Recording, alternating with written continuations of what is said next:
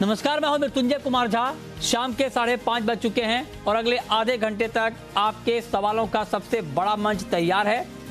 अगर आपने इस भारी उठापटक वाले मार्केट में कोई ट्रेड किया है या फिर कोई ट्रेड करने की योजना बना रहे हैं तो आप सवाल पूछिए। नंबर आप नोट कर लें 02223001634। इसके अलावा आप 02223001633 से भी अपना सवाल पूछ सकते हैं।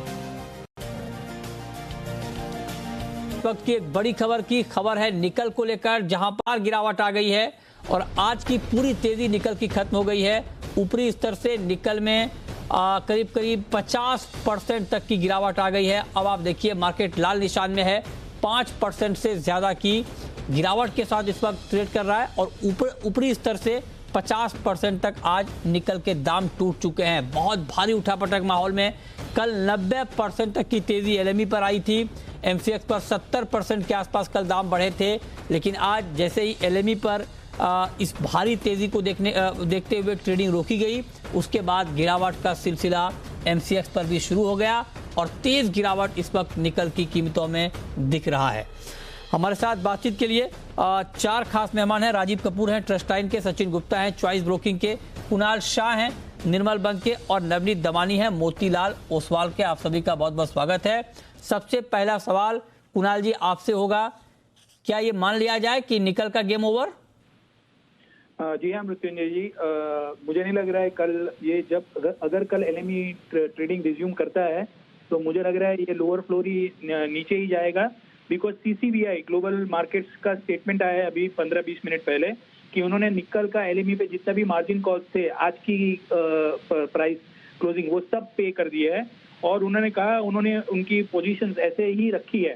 सो मुझे लग रहा है कि निकल के प्राइसेस ऑलरेडी जो 2 दिन में है इतने बड़े हैं, वो कल एलएमई पे अगर स्टार्ट होता है ट्रेडिंग तो जाएंगे और यही एंटिसिपेशन में एमसीएक्स पे आप अगर पैरिटी से देखेंगे तो एलएमई बंद होने के बाद एमसीएक्स पे लगातार हमने एक गिरावट आती हुई देखी है। So I think it should go down. जो जिसके पास ये वॉलेटिलिटी देखने की ताकत है वही ये निकल में इनिशिएट कर सकते हैं ट्रेड, क्योंकि बीड और आस्क के बीच में अभी 100 रुपए का स्प्रेड है।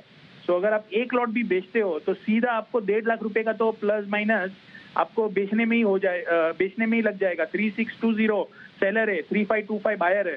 सो जो रिस्क एपेटाइट रखता है वही इस पे काम कर सकता है। बाकी रिटेल क्लाइंट्स को तो मैं इसमें ट्रेड करने के लिए रिकमेंड ही नहीं करूंगा ऐसे हालत में। But somebody wants to hedge, this is a good time और मुझे लग रहा है ये कल नीचे जाने वाला है।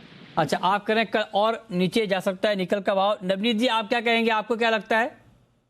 जब एलएमई मार्केट बंद हुए थे तो करीब $80,000 चल रहे थे और अभी फिलहाल जो एमसीएक्स के प्राइस चल रहे हैं वो $50,000 की पैरिटी के हिसाब से चल रहे हैं। यानी ऑलमोस्ट 60% जो पैरिटी का डिसरप्शन है एलएमई के क्लोजिंग से और अभी करंट भाव के हिसाब से। तो मेरे हिसाब से अगर कल 50% भी एलएमई नीचे खुलेगा तो हमारा market flat to marginally positive खुलेगा। तो मेरे हिसाब से यहाँ पर no position is a good position. Retail निवेशक वैसे भी इतना बड़ा मार्जिन भर के पोजीशन लेना प्रेफर नहीं करते। मार्जिन करीब 100% के ऊपर है तो थोड़ा सा स्टे अवे रहिए और कल के सेशन में हाइटेंड वोलेटिलिटी देखने मिल सकती है। जैसे कुणाल ने बताया स्टेटमेंट जरूर आया है बट जो मार्जिन सेटलमेंट है वो $48,000 के हिसाब से हुआ है और आज का जो सेटलमेंट है उसके ऊपर क्या एलएमई डिस्कशन करेगी उसका विचार विमर्श होगा। हाँ, उसको वेट एंड वॉच मोड पे मेरे हिसाब से थोड़ा सा स्टे अवे वाला रुख रहना चाहिए रिटेल निवेशकों का। ठीक है, तो आप ये कह रहे हैं कि इतनी बड़ी गिरावट और आप कह रहे हैं कि कल मार्केट फ्लैट रह सकता है। कुणाल जी कह रहे हैं कि गिरेगा, लेकिन राजीव जी एक बात बताइए कि एक तो ये तेजी आई, हालांकि कोई भी फंडामेंटल हो, लेकिन एक दिन में अगर 90% दाम बढ़ जाए तो ये किसी भी फंडामेंटल के मुताबिक जस्टिफाइड तेजी या मंदी नहीं मानी जाएगी अगर दाम गिरते भी हैं इतने। तो एक खबर आई कि चीन का एक बड़ा प्लेयर शॉर्ट में ट्रैप हुआ, उसको ट्रैप किया गया, वो अलग मसला है, लेकिन फंडामेंटल बहुत मजबूत बताए गए और है भी फंडामेंटल मजबूत, क्योंकि रूस जो कि दुनिया का तीसरा सबसे बड़ा उत्पादक देश है, वहां से ग्लोबल मार्केट में सप्लाई घट रही है। 6% के आसपास का उत्पादन है रूस का और साथ ही एलएमई पर लगातार स्टॉक कम हो रहे हैं, डिमांड बहुत बढ़ रही है। क्या ये सारे फैक्टर बहुत गिरने नहीं देंगे क्या निकल को? क्या लगता है आपको?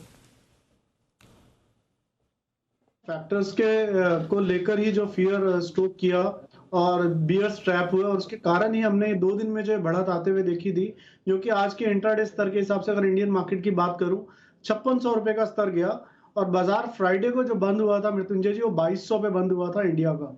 तो अगर उससे मैं कंपैरिजन करके चलूं तो करीबन दाम जो है ऑलमोस्ट 2.5 गुना के आसपास हो गए थे आज के उच्चतम स्तर की बात करो। वहां से बाजार करेक्ट होकर फिर अभी 3600 के आसपास ट्रेड कर रहा है।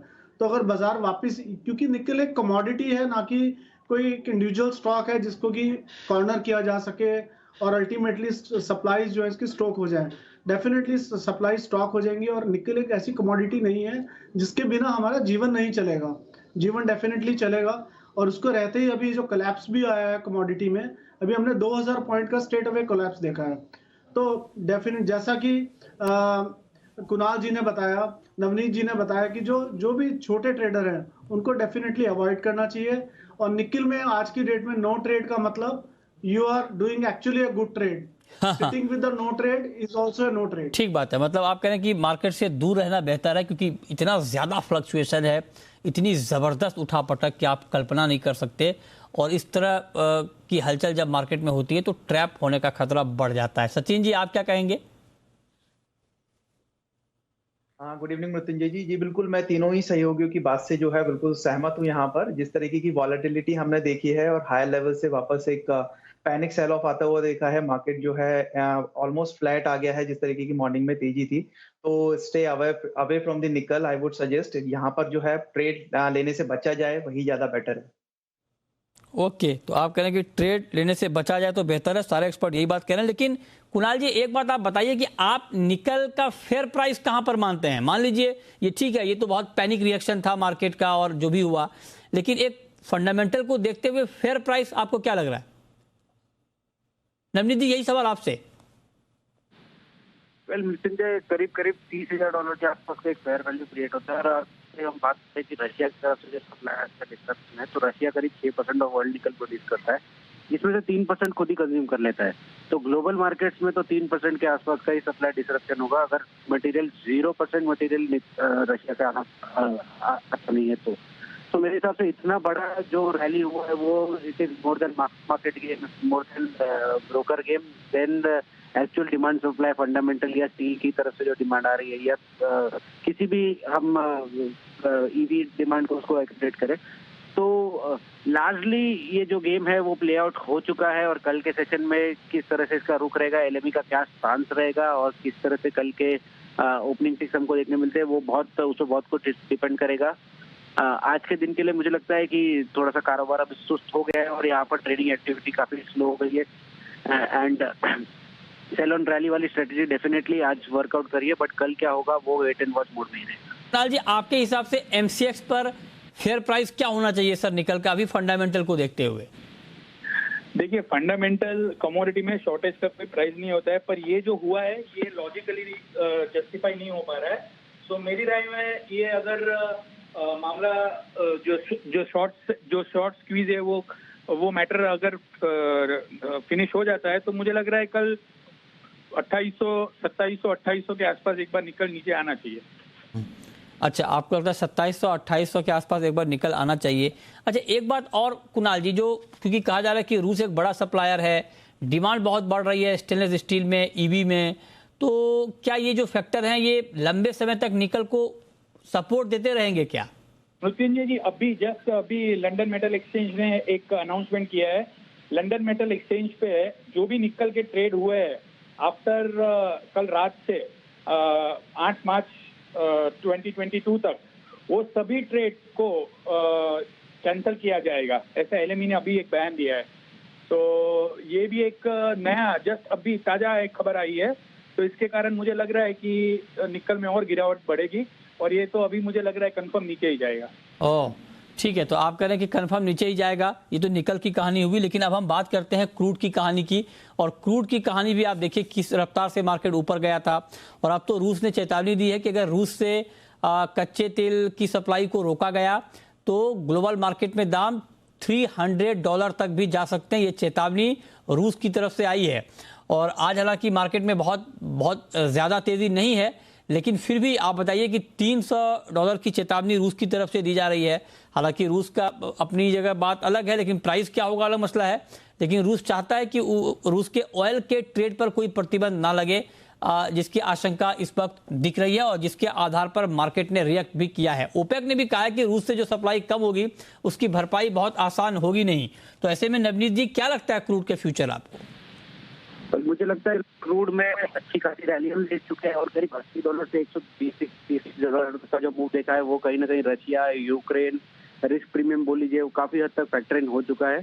अब थोड़ी सी पॉजिटिविटी देखने मिल रही है, जहाँ पे ईरान और यूएस के बीच में थोड़ी सी पॉजिटिव टॉक्स आते हुए नजर आ रही है। और अगर रशिया का सप्लाई पूरी तरह से भी डिसरप्ट हो जाता है तो Iran almost half the production को कहीं ना कहीं बिल्ट इन कर पाएगा, जिसकी वजह से जो ये करंट भाव है ये टिकने थोड़े से मुश्किल हो जाएंगे।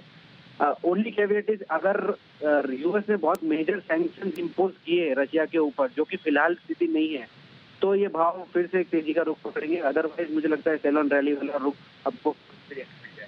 अच्छा, तो आप कह रहे हैं कि अदरवाइज सेल ऑन रैली वाला अभी ही यहाँ पर होना चाहिए। लेकिन कुणाल जी, आप जरा बताइए, आपको क्या लगता है क्रूड को लेकर, क्योंकि बहुत हलचल हमने देख ली है, लेकिन इस चेतावनी में कितना दम है? रूस जो चेतावनी दे रहा है यूरोप को, अमेरिका को, इस चेतावनी में कितना दम लग रहा है आपको $300 वाली चेतावनी पर? जी, कच्चे तेल में मुझे लग रहा है कि ये और भी नीचे जा सकता है, ऐसा मेरा व्यू है। और कच्चे तेल में बहुत लंबी मंदी नहीं, पर नीचे जाएगा तो सपोर्ट मिल जाएगा। अभी फिलहाल कच्चे तेल में अभी भी मैं कॉन्फिडेंट नहीं हूँ शॉर्ट जाने के लिए। अच्छा, आप कॉन्फिडेंट नहीं है शॉर्ट जाने के लिए, ठीक है। अच्छा राजीव जी, एमसीएक्स पर अभी ट्रेड लेना चाहिए या निकल की तरह क्रूड से भी दूर रहा जाए?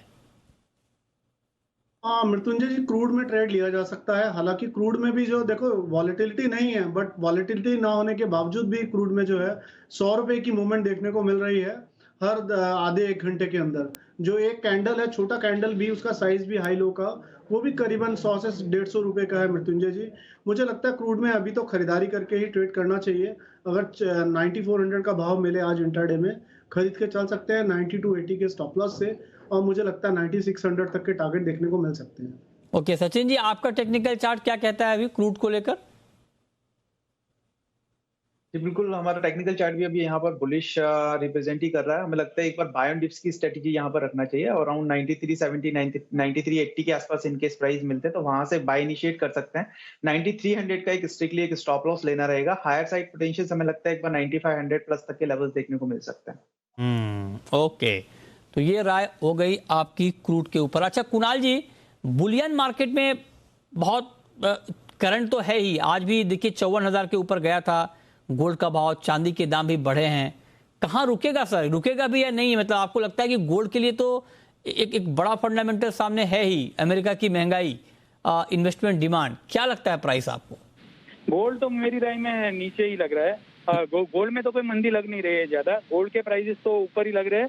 जब तक ये जियोपॉलिटिकल अनसर्टेनिटी है तो प्रीमियम बना रहेगा। एक बार 55,000 पे नियर टर्म में 55,000 के ऊपर जाएगा ऐसा नहीं लग रहा है, बट ट्रेडिंग के लिहाज से तो अभी भी बाय रिकमेंडेशन ही है हमारी साइड से।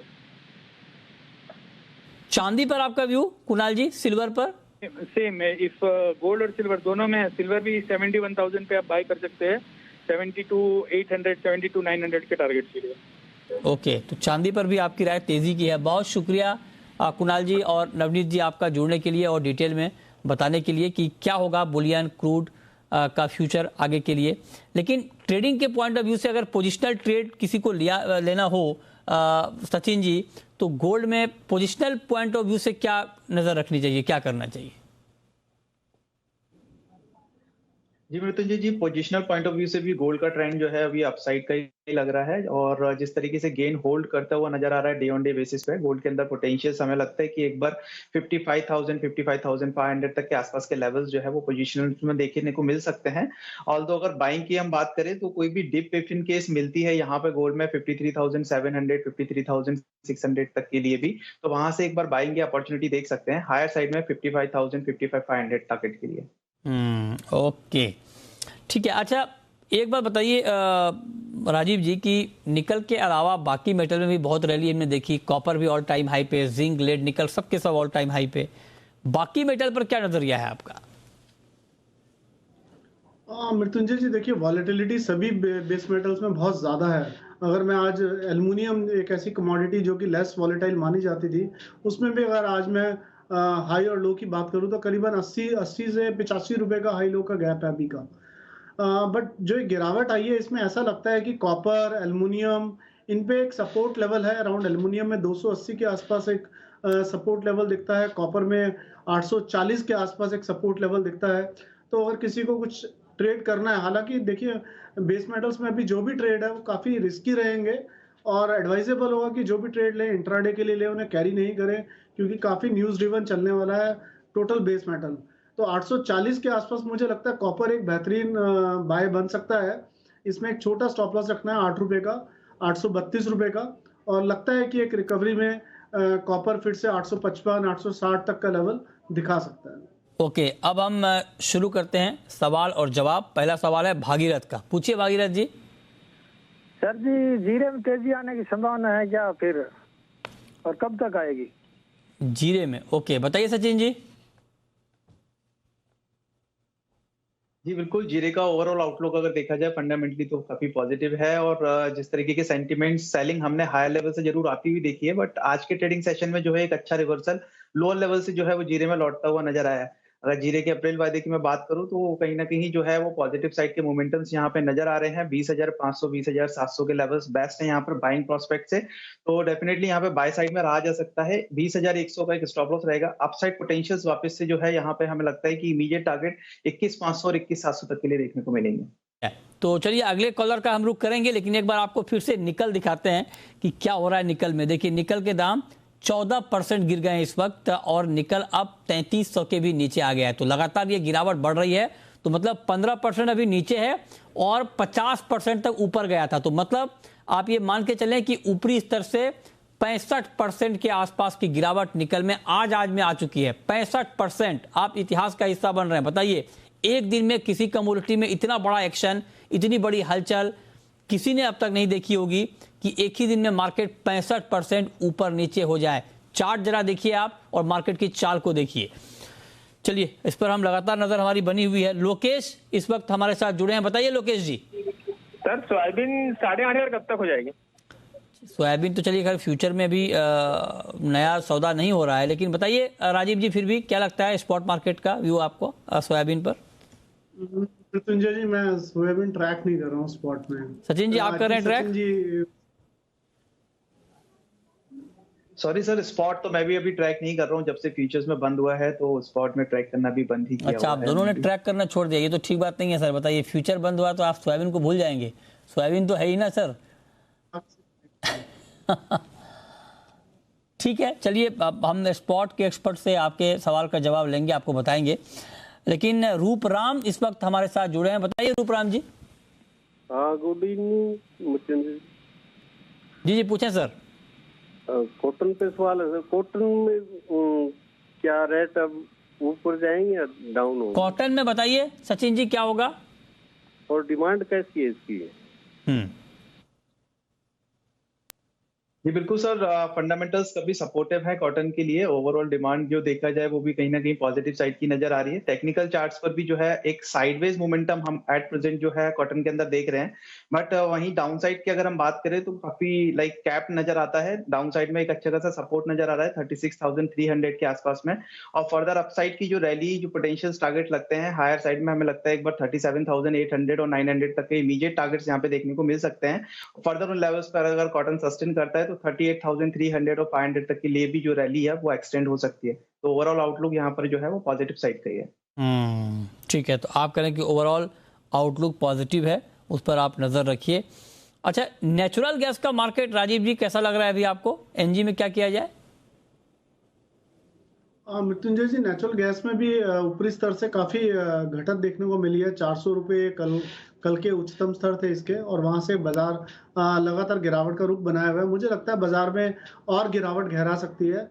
नीचे में बाजार 345 348 तक और खिसक सकता है। तो इसमें मृत्युंजय जी थोड़ी पुलबैक रैली आए 360 362 के आसपास, वहां सेलिंग ट्रेड इनिशिएट किया जा सकता है। और मृत्युंजय जी 368 का इसमें स्टॉप लॉस मेंटेन करना है 348 के टारगेट के लिए। ठीक है, चौधरी साहब हैं, अगला सवाल चौधरी साहब का है, पूछिए चौधरी जी। Thank you. मुझे राजीव जी से ही पूछना था एनजी के लिए, and I have received what he was telling. Thank you so much about it. Okay, अच्छा, तो आपको नेचुरल गैस पर ही पूछना था, आपने राजीव जी को सुन लिया। चलिए, बहुत शुक्रिया आपका। इस बीच अभिषेक जुड़ रहे हैं यूपी से। पूछिए अभिषेक। जी सर नमस्ते। पूछिए। जी सर, गोल्ड का आगे क्या रहेगा सर? बताइए सचिन जी, गोल्ड में अगर थोड़ा सा मीडियम टू लॉन्ग टर्म का व्यू लिया जाए तो क्या देख रहे हैं आप?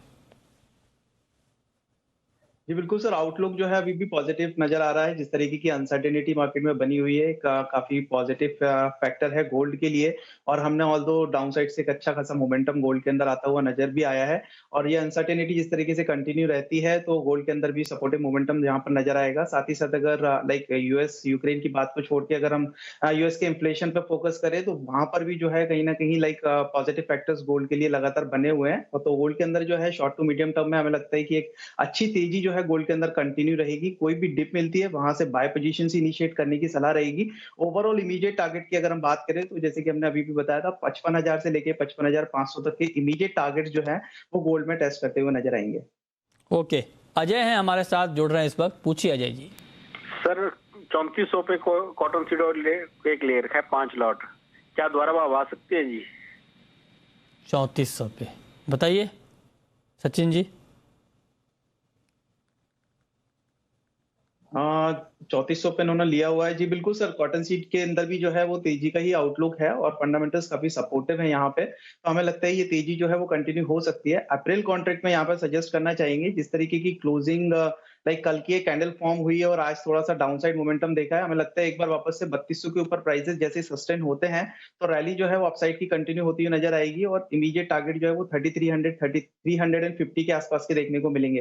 फर्दर लेवल्स पे अगर मार्केट सस्टेन होता है तो 3400-3450 के भी लेवल्स इजीली आ जाएंगे। ठीक है, तो ये राय हो गई आपकी कॉटन सीड ऑयल केक पर। लेकिन चलते चलते आपको एक बार फिर से निकल का मार्केट दिखा देते हैं। 20% के आसपास की गिरावट। जी हाँ, आप देखिए अपनी स्क्रीन पर, और 3000 के लेवल को तोड़ने को निकल बेताब हो रहा है। बहुत जबरदस्त गिरावट, 20% डाउन है, 50% तक ऊपर गया था आज। मतलब ये कि 70% के आसपास की गिरावट आज में निकल की कीमतों में आ गई है। कल 70% दाम बढ़े थे, आज भी 50% तक दाम बढ़े थे, लेकिन आज 70% तक दाम ऊपर से गिर चुके हैं। बहुत ज्यादा वोलेटाइल मार्केट, और बिल्कुल हमारे सारे एक्सपर्ट ने आपको ठीक राय दी कि निकल से अभी दूर रहें, दूर बैठकर निकल की चाल को देखते रहें। बहुत शुक्रिया राजीव जी आपका, सचिन जी आपका जुड़ने के लिए और कमोडिटी मार्केट पर बात करने के लिए।